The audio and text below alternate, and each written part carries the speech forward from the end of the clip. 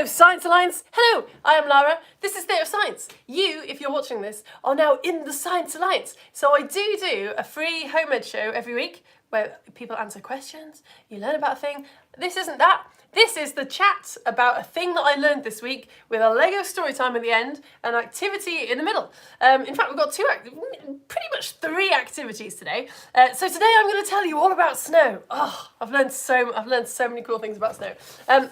While I get started just talking to you about how snow forms and what it is, I want you to make one of those classic paper snowflakes. You know what I mean, don't you? You just fold some paper in half, again and again and again and again, and then you snip little bits out of the side, and then you open it out and it looks like a snowflake. Okay, so I folded my paper in half once, twice. Once you folded it in half twice, then fold it again, but just so that the corners are matched up, okay? The edges, sorry. See what I mean? So you kind of got a triangle. And then I'm going to do that one more time and possibly regret it. So I've got a kind of ice cream cone shape. So if you've never done this before, then it's great. You should have done it before. Fold your paper like this and then cut into it, just kind of little triangles, whatever you like, and then open it out. And you should have something that looks like a snowflake. So while I'm talking, be doing that, and then I'll tell you why your snowflake is wrong, and we'll try and make a more scientifically accurate snowflake. So, very basically then, to start with, what is snow? Well, snow is made of water particles, and water particles are, if you've been to my periodic table lesson that we just did recently, we did a whole series on the periodic table, you will know this. Water particles are two hydrogen atoms, looks like a little alien, bonded to one oxygen atom, right? Just one oxygen particle bonded together, attached to two hydrogen particles. That's why we call water H2O, yeah? Two hydrogens, one oxygen. Have you ever heard of a weather front? Then what a weather front is, it's basically where two different types of weather collide. If you're just joining, hello, you haven't missed anything. So there's warm water particles, which are not attached to each other, like just floating around, like here's one, there'll be more of them floating around as a gas in the air. If they meet another kind of weather that is very cold, then you get what's called a weather front, and these water particles, they slow down very quickly. Now usually, when water particles that have got a lot of energy cool down, they turn into liquid, and then when they cool down even more, they turn into a solid, ice. But with snow is when water particles that are a gas, just free on their own, like not bonded to anything, just whoop-de-doo, they suddenly get really cold and they go into a solid straight away. And that is snow. The best temperatures for snow, I didn't know this, are actually not 0 degrees. So 0 degrees Celsius is when water freezes, but actually when it's too cold, you get snow that's really, really thin and powdery and doesn't stick to anything. The best temperature for snow is about 2 degrees, because then as it falls, it sort of because it's a little bit warmer, the water particles stick to each other in such a way that you get very big flakes, which makes it sticky, right? I know. So all this has to happen because of what we call a nucleus, like a dust particle floating through the air. Water has to kind of latch onto that to form a snowflake. Sleet is, well, apparently there's no technical definition of sleet, but if snow has formed and then it's too warm and it kind of melts as it as it falls, then you get a kind of mixture of rain and snow, which is sleet. Okay, have you done your snowflake? I'm going to do it really quickly. This is a massive pair of scissors, actually. I probably should not try and do this really quickly.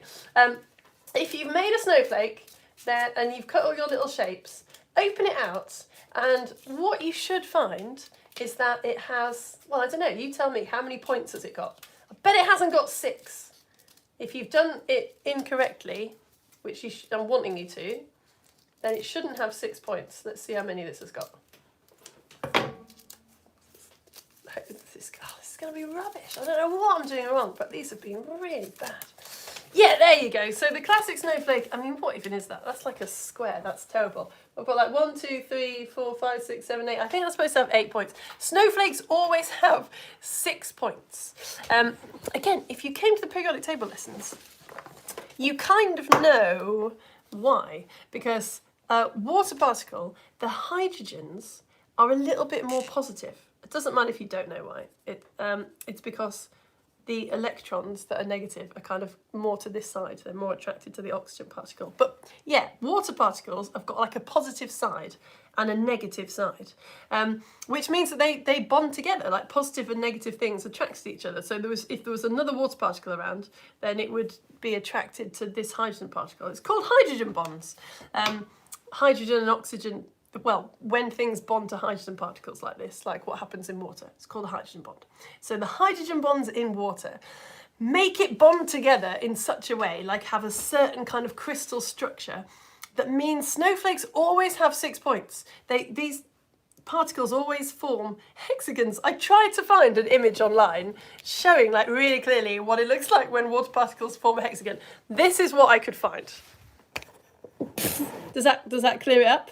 Yeah. So these white ones are hydrogen particles and the red ones are oxygen, and these dotted lines, that's how you show a hydrogen bond. I mean, that 1, 2, 3, 4, 5, 6, that's kind of a hexagon, but yeah, it's a bit dodgy, isn't it? Anyway, let's try and make a 6-pointed snowflake. Most of what I'm telling you today has come from this chap called Kenneth's website, which is all about snow crystals. He is incredible. I've linked to it on my Facebook page. But he has some instructions for how you make one with 6 points, so I think we should try and do that together. Here we go. It's called Snow Crystals. Yeah, I've linked to it on my Facebook page. I've actually been in touch with him. He's just an amazing chap. He did the snow on, or he was consulted for the snow on Frozen.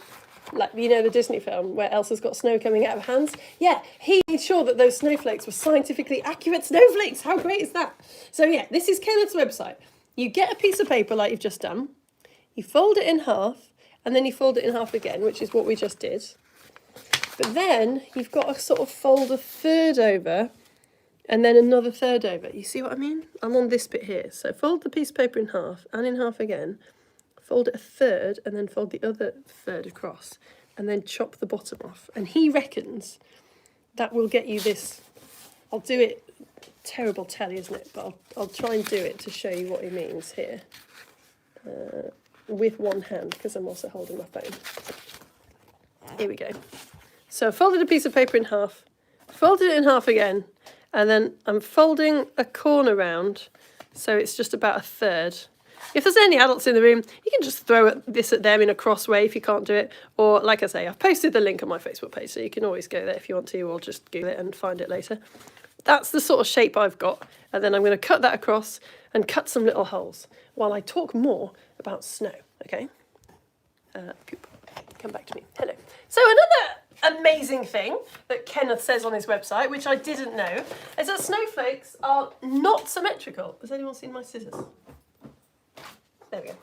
Yeah, snowflakes aren't symmetrical. I know, they're not. So what happens is, these snowflakes form in the sky. These water particles come together to form a snow crystal. Now, a snow crystal is what you think of, like the classic picture of a snowflake. So this is like a snow crystal. It's like if you've got some salt with you, 1 grain of salt is like a salt crystal, because it's just salt particles really neatly locked together in a certain way.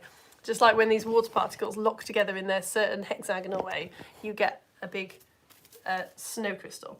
So these snow crystals are hexagons, and as they fall through the sky, other water particles attach onto them as they fall, but only attach onto their corners, which is what you get where you get these lovely branches.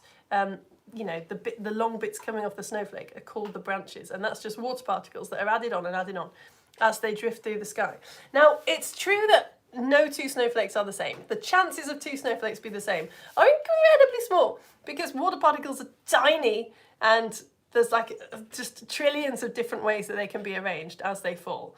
But snowflakes are generally thought of as being symmetrical because they've made the same journey through the sky. So yes, water particles are like added onto each branch at the same time. But obviously they get broken up and they twist and turn through the wind. Here are some photos of ice crystals. Or we can call them snowflakes, taken by this American farmer in the very early 1900s. It's amazing. He just kind of took it upon himself. He made it his job to just take photos of snow crystals. Aren't they just Absolutely stunning. So looking at these, you would definitely think that all snowflakes were symmetrical. So here's the branches that I was talking about. So they start off as just like a few water particles around a piece of dust, and then more and more and more water particles get added on. Look, here's my favourite. Look at that. That's an actual photo from the 1900s. Just stunning. So they've always got 6. All snowflakes have got 6 branches, or are hexagons.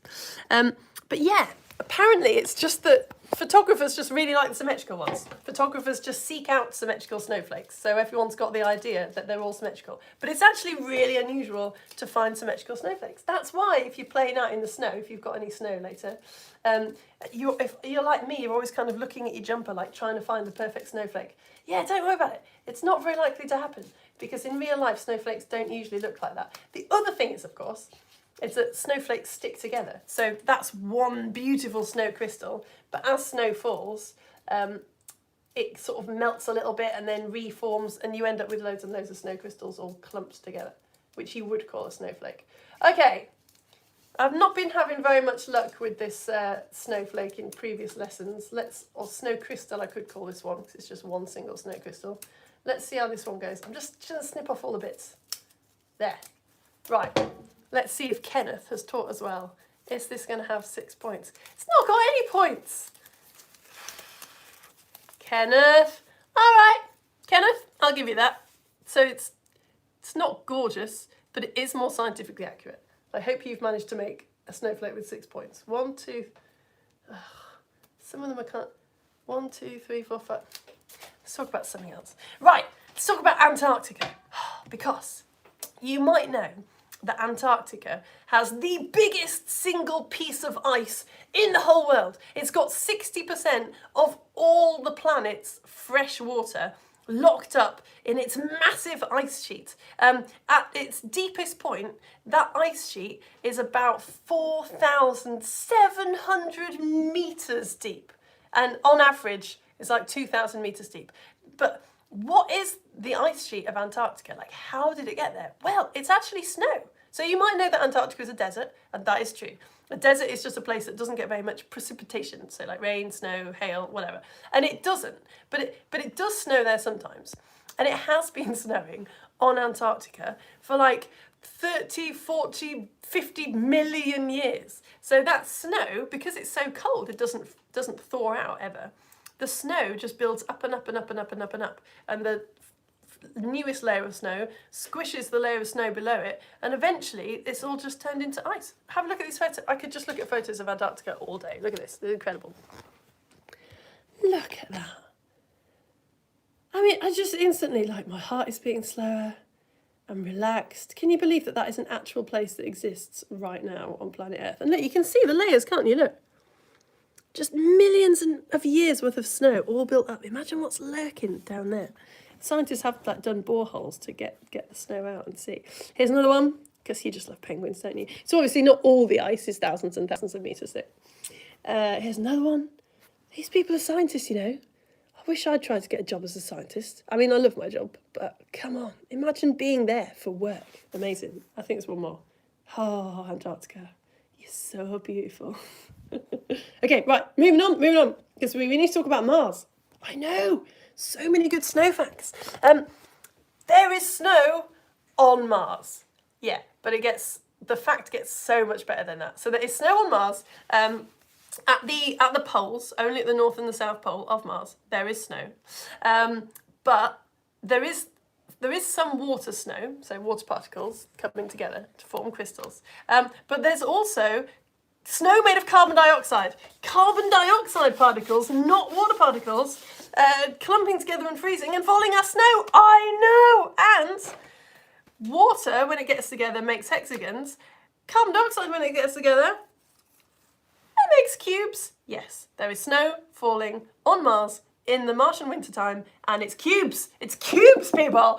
Apparently, they're really tiny little flakes. They're about the thickness of a human hair. I have no photos. I'm so sorry. I don't have any photos. It's because what NASA uses to take photos can't take photos through thick cloud, and obviously when it's snowing, it's very cloudy. But they do have equipment that has detected snowflakes falling. We know that. The water particles of snow, when snow, what do you call it? Water snow, I don't know, falls.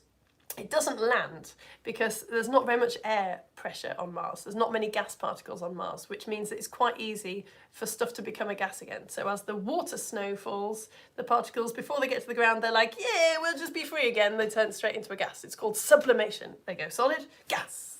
But the carbon dioxide snow, yeah, that does land. How brilliant is that? Right, I want to talk about igloos before we go to story time, but we better do our activity. Have you got any ice cubes? Now is the time for you to rush to the freezer and get your ice cubes. And I'll meet you back here in, I don't know, 10 seconds. My freezer's just there. Go and get yours. Go and get yours now. Stop watching and go and get them. And I'll get mine. And put them in your glass of water. That's what your glass of water is for. I want you to fill up your... there we go. Fill up your glass with ice cubes, as many as you can spare. There. And we need some salt. There we go. Put that down there. And you need a piece of string. You just need a piece of string, a sort of teaspoon of salt near you, and a glass of water full of ice cubes. Mine is too full now. I can't really show you anymore, but here we go. There, see? So the first thing, well, I'll talk very briefly about why snow is not white, just while people are gathering their ice cubes. Snow is not white. Snow is see-through, in the same way that 1 grain of salt is see-through, or 1 grain of sugar is see-through. They're crystals, right? Ice, sugar, salt, they're all crystals. You can see straight through them.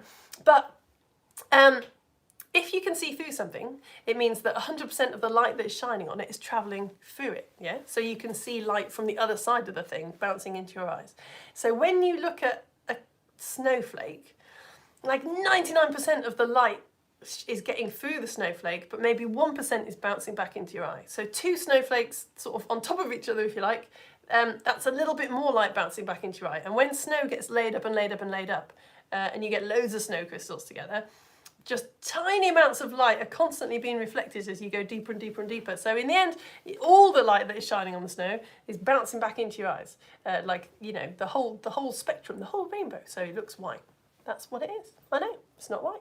Right, let's do this activity. First thing you need to do, if you've got your piece of string and a glass full of ice, seems boring, but it's important.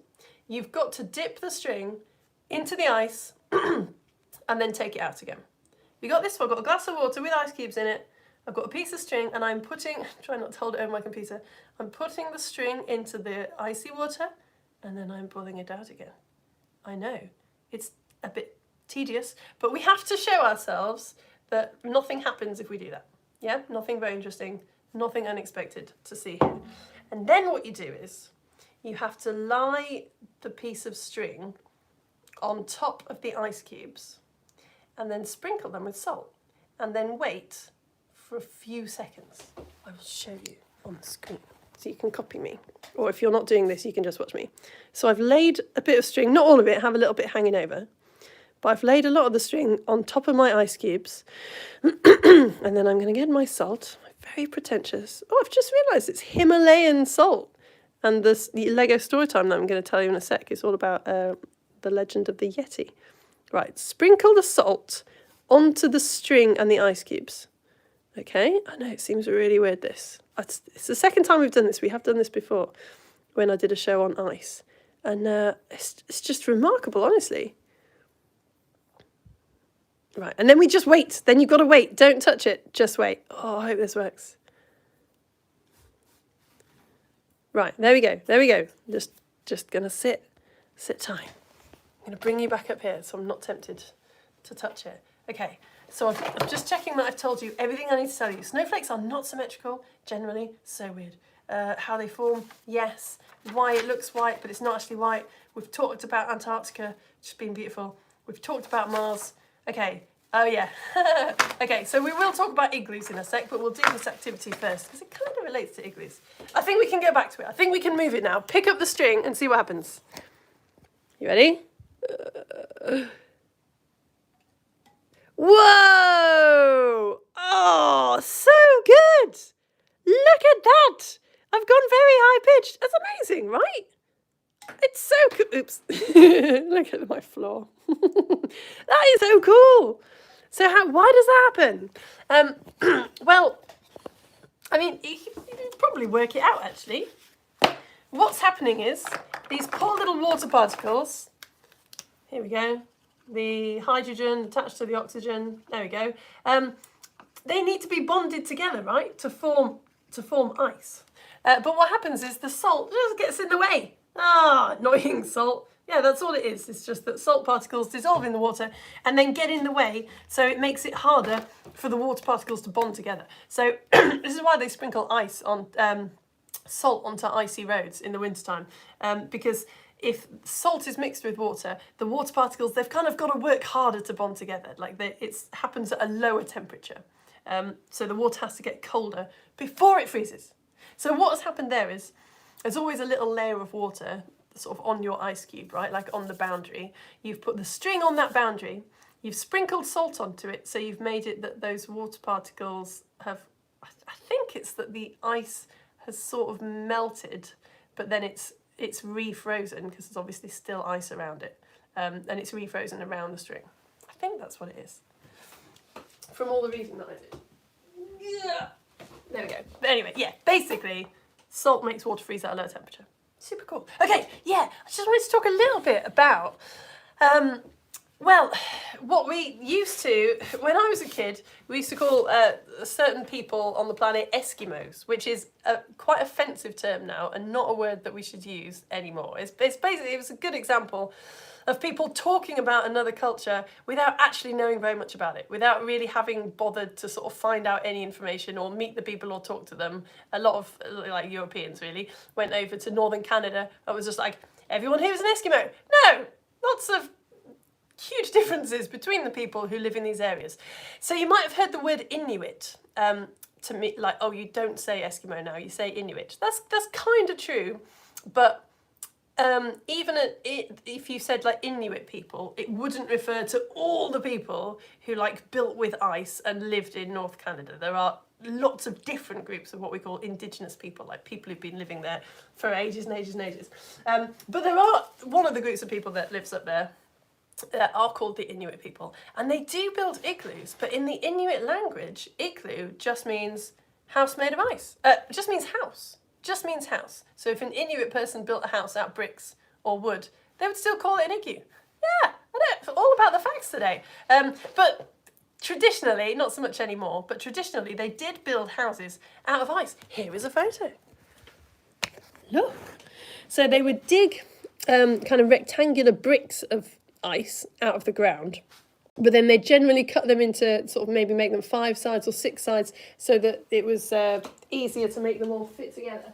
And igloos were not domes either. If you've still got a bit of string on you, I learned a new word this lesson, I usually do, just get a piece of string and sort of move your hands together so that the string makes a smiley face. There is a certain word for this kind of curve, for the curve that a rope or whatever naturally makes as it hangs, and the name is catenary curve. That's a catenary curve. So igloos are built to be like with a catenary curve, except obviously on the other side, which makes them more stable. Apparently, if you just did a shape where it was like a sort of sphere cut in half, you know, like if you just cut a football in half, it wouldn't be very stable. Igloos have got a sort of special curve above them, so that if you put pressure on the top, it kind of makes them more stable in a way. So a human could stand on top of an igloo and it wouldn't fall down. I know, snow is full of air, so it's a very, very good insulator. So yeah, you totally can build houses out of snow and be extremely comfortable. I have some more photos, yeah. So these are people building an igloo. Here is an igloo as well. Stunning, aren't they? And that's it. So yeah, what's the other thing I was going to say about igloos? Oh, I'm going to have to look, because I don't want to miss this out. There are a couple of really good facts. Oh yeah, that's what I would say. That's what relates to our activity. Is that actually when an igloo is finished, what they would do is they would sort of light a little fire, or actually heat it up on purpose on the inside, because that would make the water particles in the snow melt, and then when they refroze, because they were still surrounded by snow, it would make a much more like solid structure. Yeah. So because all the kind of individual particles froze and then formed, I suppose, like almost one kind of huge dome-shaped crystal above your head. Amazing. I read on Wikipedia, I haven't found a reference to it anywhere else, and Wikipedia hasn't told me where they got their information from, so it's literally just a random human typing into the internet. But it says here, in some cases, a single block of clear freshwater ice is inserted to allow light into the igloo. So you basically just make one massive ice cube and that's your window. I hope that is true, but I have no proof. Okay, I think we should do story time. And then I have got one more fact to tell you.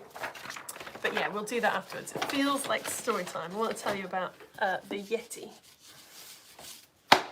Okay, put that in there. Squidge over. I'm just surrounded by tiny bits of paper now. Go over there. Yeah, I'm taking my coat off. I think I'm going to start accidentally knocking Lego pieces out of the way with my sleeves. Okay, here you go. Come down here, you know. It's incredible to think that there are 8 billion people living on Earth right now, and each person has a slightly different perspective on the world. So today we're going to think about people who live on this part of the Earth that I'm zooming in on right now. So we're kind of at the top of India now, right? At the very top of India, we've got a country called Nepal, which you might have heard of, highlighted here. We've got a very small country called Bhutan. Above that, we've got what used to be a country called Tibet, and it's now part of China. Under that, you've got Bangladesh, which is a separate country. And then weaving its way in between all these countries is India. And one of the states of India, just right up here in this little nub in between Bhutan and Nepal, is where most of the Lepcha people live. There we go, in Sikkim, although they do live in the surrounding areas as well. So I've never been to this area. I've never met any Lepcha people, so I had to turn to the YouTube channel Azuk Tamsangmu, because he seems to be a total expert. So I found all about this from him, and I've linked to him on my Facebook page. So you can find out too if you want to do some further watching later. But as far he says that Lepcha people, they do a lot of farming. They eat rice, fresh vegetables and tomatoes, and they sell the rest of the world a lot of cardamom. Delicious. And the Lepcha people, well, they certainly used to worship nature. There is a legend that the first Lepcha man and woman were created from the fresh virgin snow on the very top of nearby Mount Kanchenjunga. And they speak to nature. But they do it politely. Like, you can't just start talking to the spirits without warning. To ask permission before beginning a certain prayer ceremony, a special wooden flute is played, and different tunes relate to different spirits. And it was one of these flutes, the Lepcha legend has it, that a herdsman, sorry, fire's fallen down. A herdsman called Attic was playing this wooden flute. He was very, very good at it, apparently, one evening, when an enormous Yeti, a female Yeti, a huge, fearsome beast, approached. She had backwards feet. I couldn't show this with Fabuland, but apparently Yeti's feet traditionally are on backwards. So she watched him playing for a really, really long time. And Atek, terrified, played until he could play no more. But when he finally put the flute down as he was tired, the Yeti grabbed it and put it back in his mouth and forced him to play all night long. And then eventually the Yeti left at sunrise. And this went on night after night after night. Now poor Attic, he was like looking after animals on a farm during the day, and when night fell and he was thinking about ending it for the day, the Yeti would appear again and force him to play his flute all night long. Oh my goodness, he's exhausted.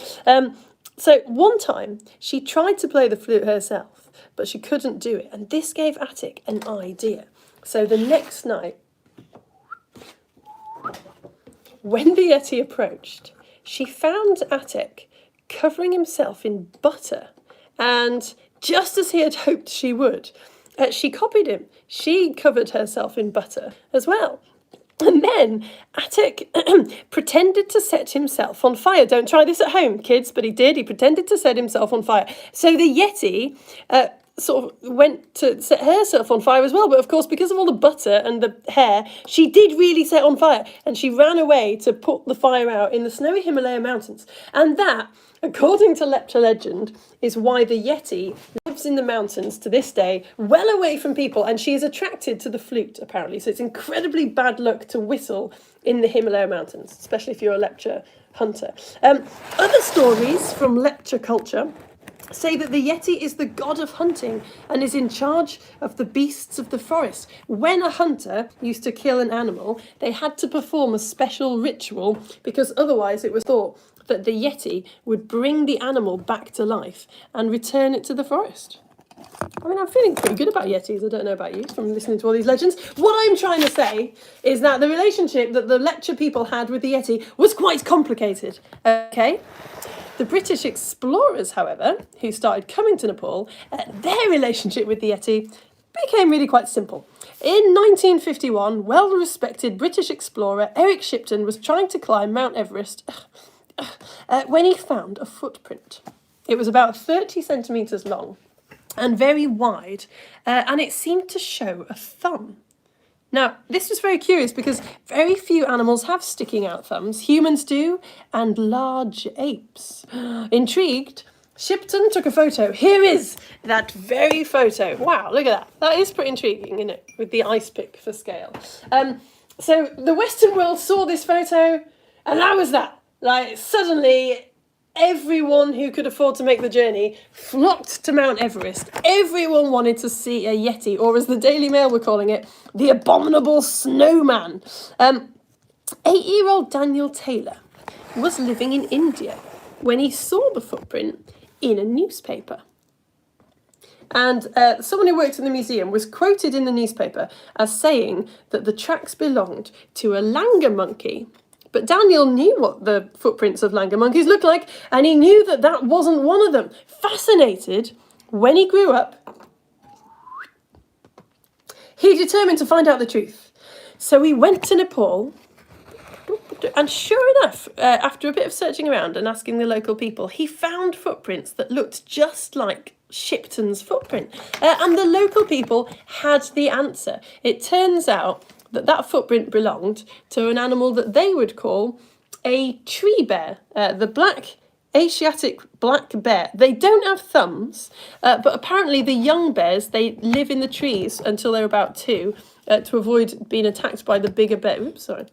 To avoid being attacked by the bigger bears. And as they're living in the trees, to help them get the trees, their claws do kind of curve around. So it does look a little bit like a thumb.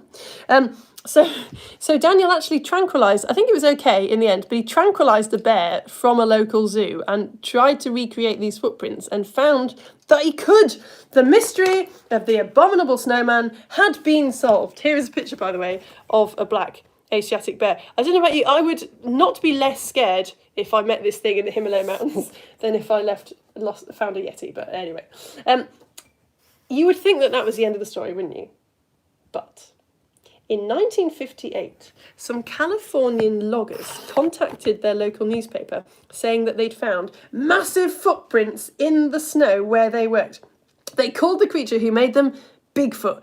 The journalist who read their letter, he didn't really believe them at all, but it was a very slow news day. So he wrote up the story and he wrote, "Maybe we have a relative of the abominable snowman." With one sentence, Yeti mania had hit America. Now, scientists from the University of Oxford have actually done a study and asked everyone to send in all the hairs and the artefacts they had of Yetis, and they would test it properly and scientifically, and no one sent in anything that belonged to an unknown species. And in 2017, actually, the BBC ran this story saying, "It's official. Scientists had concluded that there is no such thing as a Yeti." So scientists are very clear on the fact that everything that we've thought of as being a Yeti is actually just a bear. Do Yetis exist? Well, that depends on your perspective.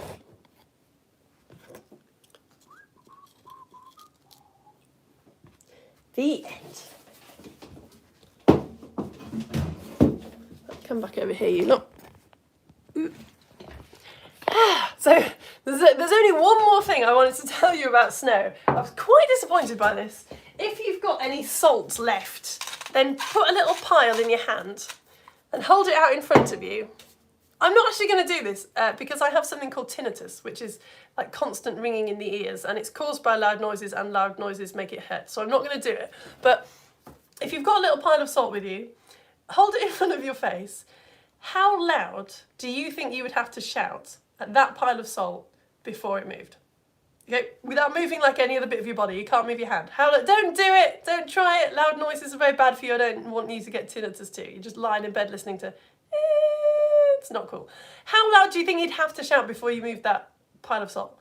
Well, you wouldn't be able to, would you? I really do not think you would be able to. I don't think a foghorn would move it. It turns out, my last quite disappointing fact really, is that loud noises in general do not cause avalanches. Haven't you seen that on a film or a cartoon like 1,000 times? It's a classic thing. Someone's walking through a big snowy area, someone accidentally makes a loud noise, and all the snow starts moving. No, it's just not a thing. I mean, it's sort of obvious now, but they always make it look so realistic. But yeah, sound waves, just not got enough energy to move snow. It's much more likely that a noise will trigger the movement of the snow. Anyway, on that slightly disappointing note, that is the end of the snow show. Thank you so much for coming, you lot. I really appreciate it. I do, honestly. It would be ever so sad and tedious if I was just sat here talking to myself, even though a lot of people will be watching on catch up. And hello, if that's you. And thank you for coming too. I need all of you.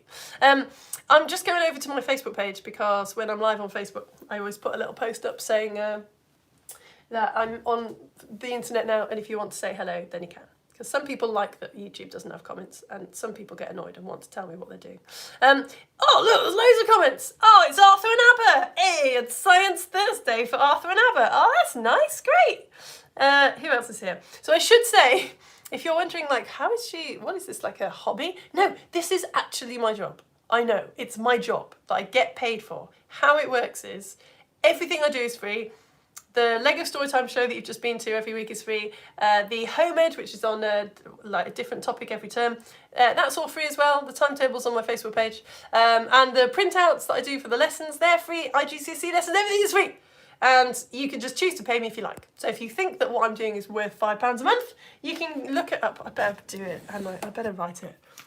Because this is my job, so people have to pay me, and I have to make it easy for people to pay me. If you search on the internet for coffee and theatre of science, then it'll take you to the website, or it's in the about section of YouTube. But yeah, you can pay me £5 a month, and I'll send you nice things. I'll make it a good deal, because I'm very grateful that this is my job. I'll send you rainbow glasses that make you see rainbows. They're amazing. I'll send you some information about how they work that I wrote, and I'll send you Theatre of Science magazine. It's a great time to sign up, because if you sign up now, I will send you, hello, slightly snowy Lincolnshire. Hello, Harry. Hello.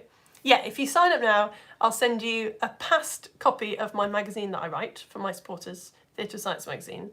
I'll send you a past copy, but the next issue is coming out, certainly in the next 2 weeks. So you'll get 2 issues very quickly if you sign up now. Oh yes, Suki and Arthur and Eunice and Salah are having Science Day as well. Brilliant. Yeah, Helen, it is nice timing with the weather. Yeah, it's not a coincidence. This is the good thing about doing all your planning at a second's notice, is that I can change with the weather. Oh, it's Grace and Rose. Brilliant.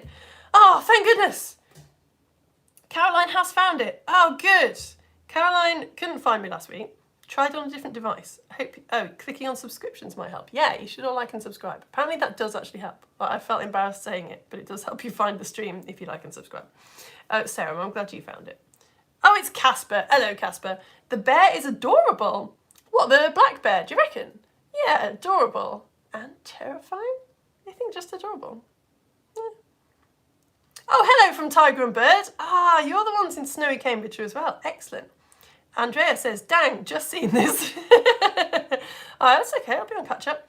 Oh, look, it's Burton-on-Trent, 4-year-old and 12-year-old enjoying the ice cube experiment on the next story time. Nice. Hello, 4-year-old and 12-year-old. I hope that you are having a good time. Oh, and good. Yeah, I was talking to Caroline, like rudely, but I knew really that it was Joseph and Julieta and Noah and Timothy. Hello. You've been sledging this morning. No, that's so cool. Oh my God, sledging. No, it's not laying here. In fact, I think I've just got sleet. I've got snow that was snow. It's given up halfway through its journey to the ground. Right, Oh, no way, look! Got a bit high pitched. 1 minute ago, news just in, Grace is watching for the first time ever. Amazing. Do you know what, Grace? I started these in the first week of lockdown 3 years ago, and there's still quite a large part of my brain going, oh, it's just a lockdown thing. That's not going to last. I'm going to have to go back to teaching soon. But it's very nice to hear from new people. Like, no, it's got legs. Oh, hello, Freya and Caleb. Hello. Oh, it's Freya and Caleb. Right. Okay. I feel like I'm getting a bit boring now. Oh, hello, Theo, though. Did I say hello to you? Right. Okay, I'm gonna go. Thank you so much for coming, you lot. I'm gonna go and start packing up the very small free gifts that I'm giving out with my next issue of Theatre Science magazine. Hint, hint. Yeah, if you want to come next week, I don't even know what it's going to be. I don't know. I've got to decide. Something good and fascinating. And then the homemade lessons, you can just drop in at any time. So yeah, I will put a proper timetable on my Facebook page, but there is one somewhere. And yeah, you should come to those. If you liked this, you'll love those. All right, see you soon. Thank you so much for coming, you lot.